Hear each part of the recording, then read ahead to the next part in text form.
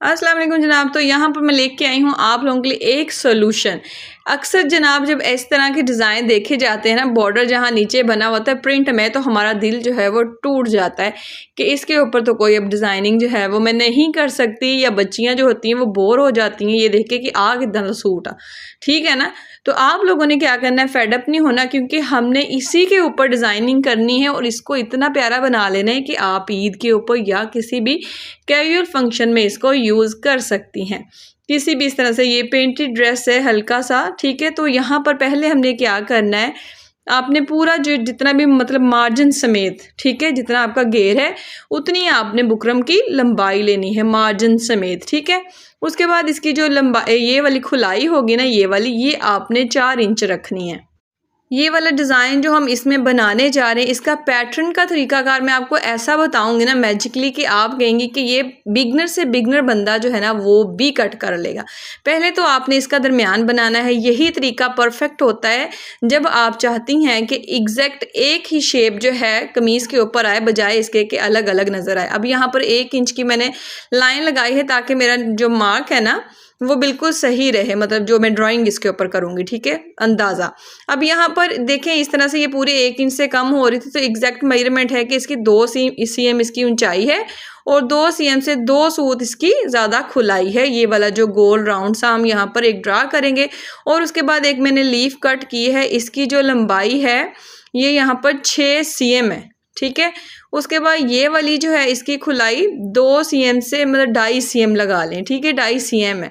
इसको आपने इस तरह पेपर पे मेजरमेंट लेंगी ना, वो बाद में इस तरह से फोल्ड करके कट कर लेंगी तो सेम यही शेप आपके पास आ जाएगी। और नीचे से इसकी नोक बनी हुई है, ये वाला जो पेपर है, ठीक है, वाइट है ना इस तरह से, इसलिए मैं आपको क्लियरली बता रही हूँ। अब यहाँ नीचे से 4 सूत ऊपर रखते हुए मैंने एक पहले ड्रा किया है, ठीक है। अब यहाँ पर भी ड्रा किया है, अब दरमियान में ड्रा कर रही हूँ। ये देखें, पहले 2 साइडों वाले मैंने ड्रा किए, फिर दरमियान वाला अंदाज़ा करते हुए इनके दरमियान में ना 1-1 cm का फासला है, ठीक है। अब यहाँ पर आपने अपना घेर देखना है कितना है। मैं यहाँ पर 21 इंच रख रही हूँ, आपका जितना भी होगा ना आपने उतना रख लेना है। यहाँ पर फिर उसका निशान लगा लें। अब जो करते हैं ना लोग, वो मैं आपको बताती हूँ कि आपको भी प्रॉब्लम जब आएगी ना, उसके मतलब ये नहीं कि आप प्रॉब्लम आ जाए फिर आपने ये काम करना है, तो आपको समझ में हो, ठीक है। अब ये देखें सारी मेजरमेंट लेके यहाँ पर अगर मैं बनाना भी चाहूँ ना किसी भी तरीके से, तो मुझे ये डाउट होगा कि मैंने वहाँ पर साइड पे तो एक मैंने सिर्फ 3 पेटल बनाई और वो खुल के इतना प्यारा फ्लावर बन जाएगा, लेकिन अगर मैं यहाँ पर बनाऊँ तो मुझे कैसे अंदाज़ा होगा कि मैं जो फ्लावर मेरा ना एक जैसा खुला खुला खिला खिला सा बने, ठीक है, इस साइड पे।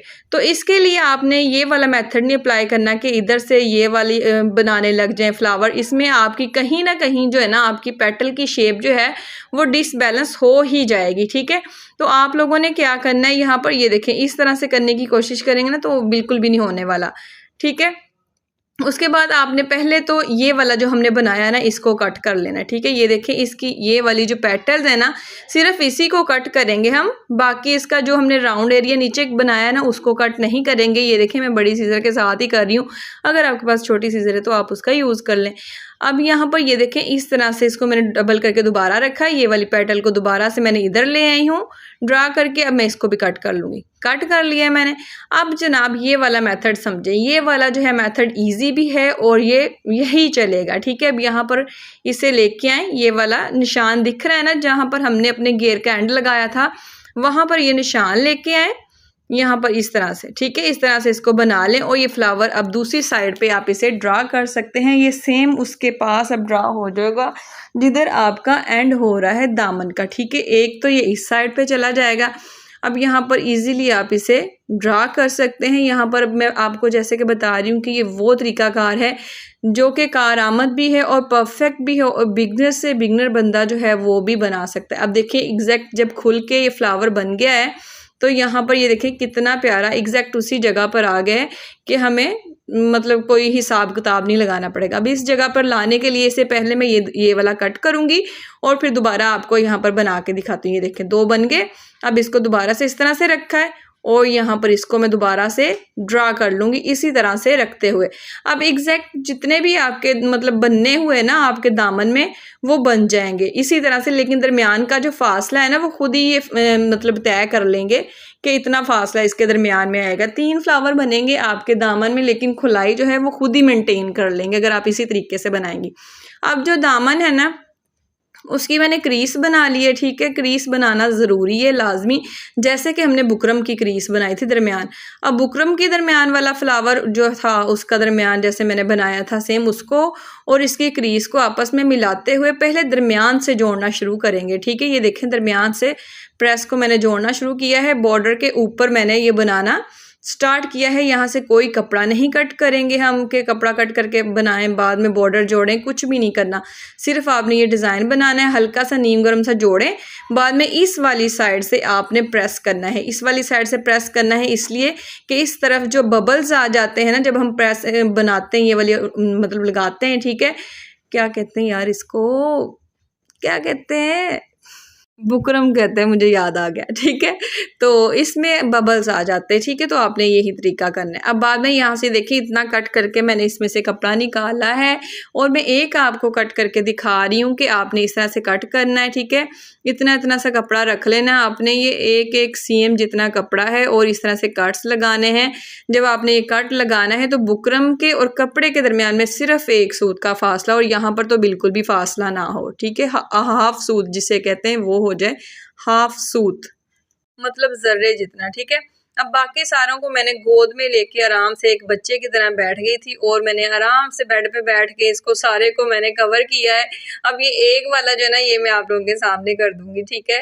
अब यहाँ पर क्योंकि ये आराम से तसल्ली से बैठ के करने वाला काम था तो मैंने आराम से बैठ के गोद में बोर्ड रखा और इससे सारे काम को कर लिया, कट्स लगा ली और बाकी 2 फ्लावर्स को मैंने इस तरह से ग्लू लगा ली है। अब यहाँ पर ग्लू का जो लगाने का तरीकाकार है वो मैं सारा आप लोगों के साथ डिस्कस करती हूँ ताकि आपकी ये नोके जो हैं ये ख़राब ना बने, कटी कटी फटी फटी ना बने और आपकी गुलाइयाँ बिल्कुल सही बने, ठीक है। इसके लिए आपने ये देखें एक कॉटन बर्ड लेनी है, इस तरह से कॉटन स्टिक ये वाली जो भी कहते हैं आप इसे, ठीक है।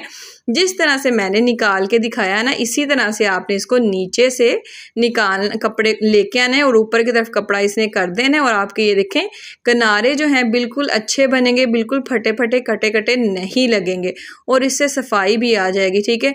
अब यहाँ पर ये देखें इस जगह पर अब ग्लू की बात करते हैं कि ग्लू जो है पहले तो मैं सारी बुकरम पे लगा रही हूँ, ठीक है। और यहाँ पर जो है ना मैंने ये देखें यहाँ पर कोई हमने एक सूत का नहीं रखा होना, टक बिल्कुल साथ करके लगाना है।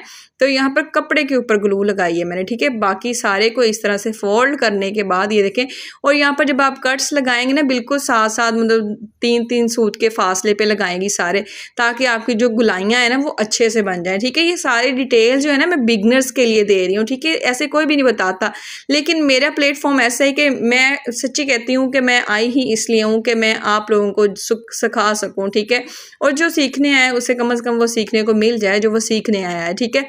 बाकी लोग तो जिससे जितना चाहिए होता है वो लेके चला जाता है। तो यहाँ पर जनाब इस तरह से ये देखें करेंगे ना तो आप इस तरह से ये बाहर की तरफ आ जाएगा और आपके किनारे एकदम नीट बनेंगे। और दूसरी बात एक एंड वाली बात आ गई है कि आपने ग्लू जो है फैब्रिक ग्लू ही यूज़ करनी है, ठीक है। और कोई टेम्परेरी ग्लू नहीं यूज़ करनी क्योंकि लॉन फैब्रिक है ये, इससे बहुत अच्छा पेस्ट हो जाता है। आपको कोई दूसरी तीसरी यूज़ करने की इस पे ज़रूरत नहीं पड़ेगी और उसके बाद आपकी मशीन वरना टॉप करेगी दूसरे ग्लूज़ के ऊपर, ठीक है।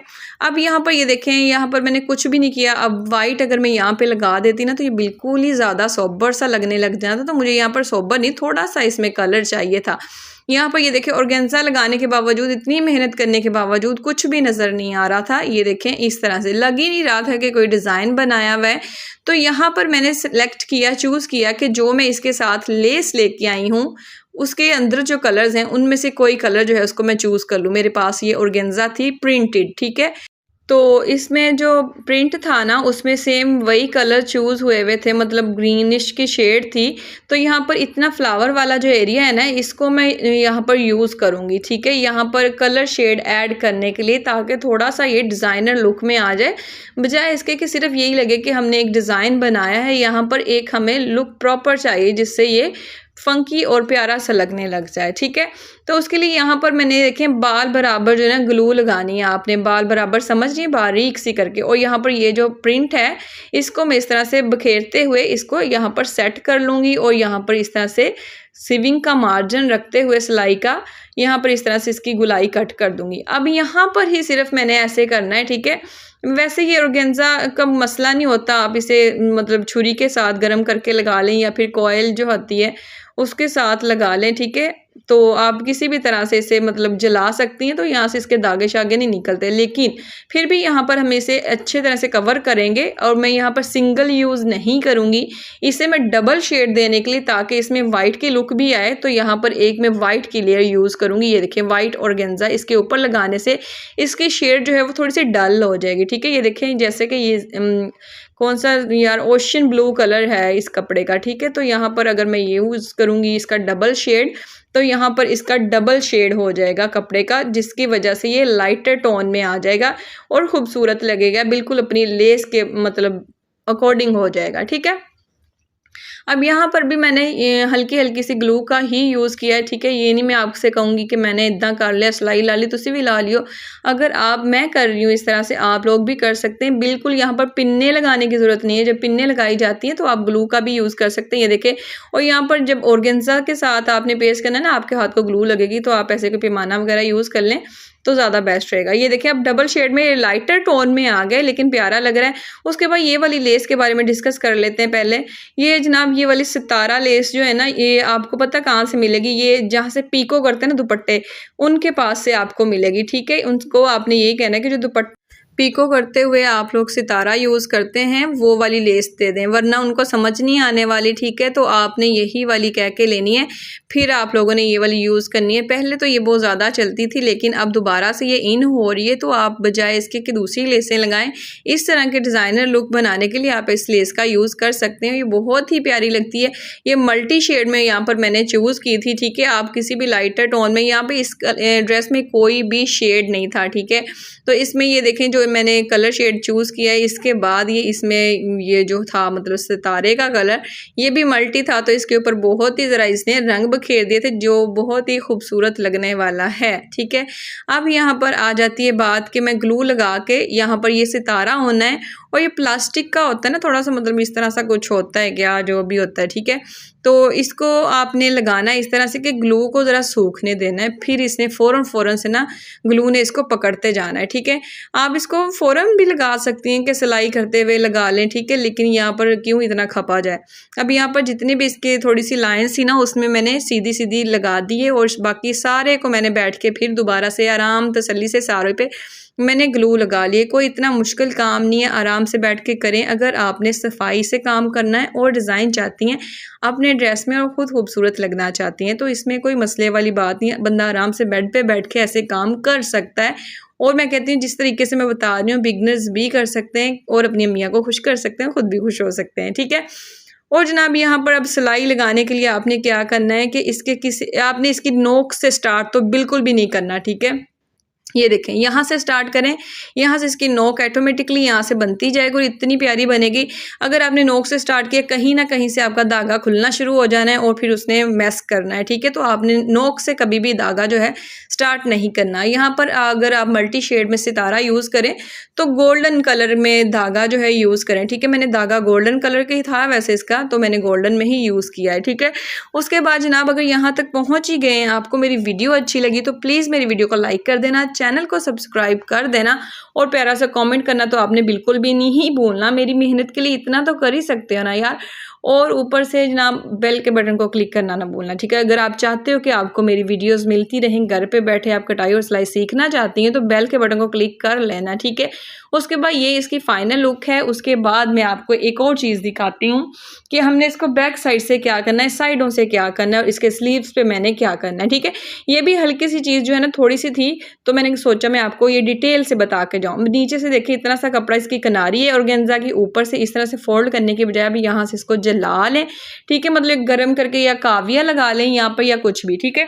अब यहाँ पर साइड पे जब आप इसे करेंगे ना फोल्ड, तो ऊपर और नीचे से कपड़ा ही पहले तो इतना माइनर सा होना है, ठीक है, थोड़ा सा, तो यहाँ से लटकेगा बिल्कुल भी नहीं, और यहाँ पर आपको तुरपाई करने की भी ज़रूरत नहीं पड़ेगी और मैस भी नहीं होगा। उसके बाद जनाब यहाँ पर हमारा जो दामन है वो तैयार हो गया है, मतलब इसके बाद मैं इसके ऊपर कुछ नहीं करने वाली, सिर्फ तुरपाइयाँ या सिलाइयाँ जो भी मेरा दिल करेगा वो मैं लगा लूँगी, ठीक है। अब यहाँ पर ये देखें ये वाली इसकी फाइनल लुक है। अब नीचे भी मैंने इसके ये लेस लगा ली, ये बहुत सारे कलर्स में अवेलेबल है मार्केट में जाके, बस आपने वैसे कहना जैसे मैंने आपसे कहा है पीको वाले के पास जाना है, ठीक है, वहाँ से मिलेगी। अब यहाँ पर इसके स्लीव्स में भी ये देखिए सेम इसी तरह से बॉर्डर बना था। अब यहाँ पर मैंने ये लगा के वरना आपको स्टिच करके दिखा देती, लेकिन मेरे लेस कम पड़ गई थी, तो जनाब मैंने अब लेस लेके आनी है, फिर इसे कंप्लीट करना है जनाब। तो इस तरह से मैंने इसके बॉर्डर में भी सितारी इस तरह से लगा दी है। तो बाद में ये कंप्लीट करके मैं इसकी पोस्ट जो है वो अपने चैनल पे लगा दूंगी। इसके अलावा मेरे चैनल पे बहुत सारी वीडियोस कटिंग स्टिचिंग मैंने अपलोड की हुई हैं, जाके देख लें। मेरी थोड़ी सी मशहूरी मैंने देख लें, इतनी वीडियो में थोड़ी सी मशहूरी दी है, उस पर ज़रा अमल कर लें। जो मैंने कहा है कमेंट्स कर देना और वीडियो को लाइक करके जाना, भूल ना जाना। हमारी मेहनत आपके कमेंट आपके लाइक से पूरी होती है, तो अगर आप नहीं करेंगे हमारी मेहनत ज़ाया हो जाएगी। तो इतना तो बंदे को कर देना चाहिए अगर आपके हाथ में अच्छाई हो किसी और के लिए, ठीक है। और मुझे लाजमी बताना कि आपको ये डिज़ाइन कैसा लगा और आप लोग ट्राई कर रहे हैं फिर इस ईद पे ये कि नहीं कर रहे, ठीक है। और इसके अलावा बहुत सारे डिज़ाइन इंट्रोड्यूस करवाने वाली हूँ मैं। मिलते हैं भी किसी और वीडियो में, तब तक के लिए अल्लाह हाफिज़।